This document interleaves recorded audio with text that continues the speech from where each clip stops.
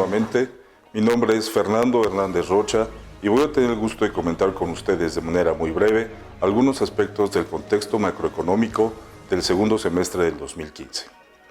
México está condicionado a una serie de situaciones muy particulares que nos están afectando tanto en el mercado local como en el contexto internacional.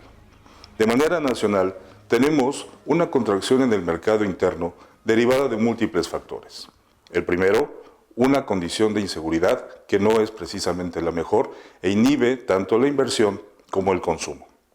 Por otro lado, tenemos una política fiscal que ha modificado de manera sensible los hábitos de consumo de los mexicanos, inclusive dejando de utilizar, por ejemplo, medios de pago electrónicos para evitar procesos de fiscalización.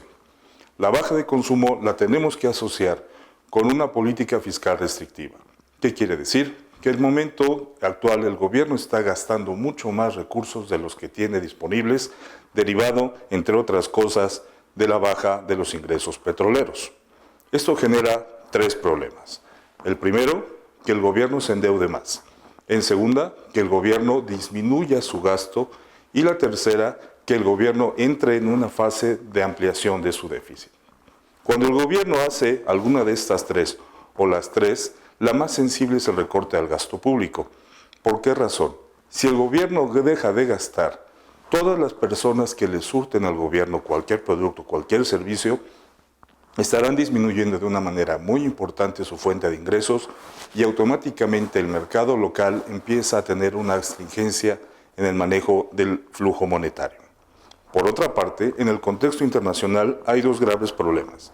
Uno, ya mencionado, el efecto de la baja del precio del petróleo.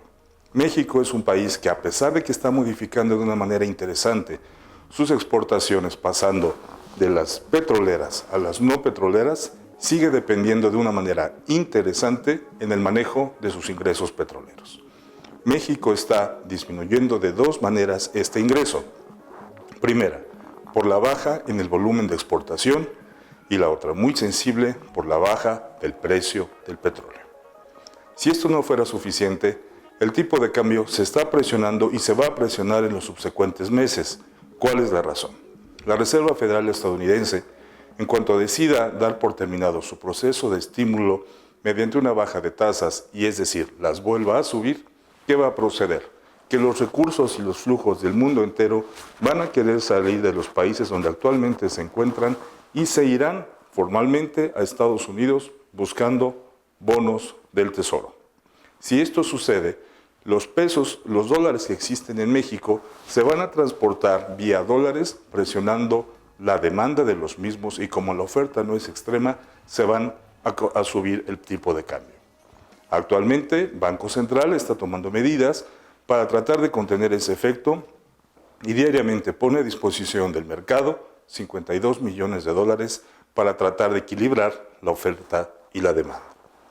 Como vemos, la Reserva Federal, el tipo de cambio, los ingresos petroleros son factores externos que contribuyen a manifestar cierto desasosiego en el mercado local.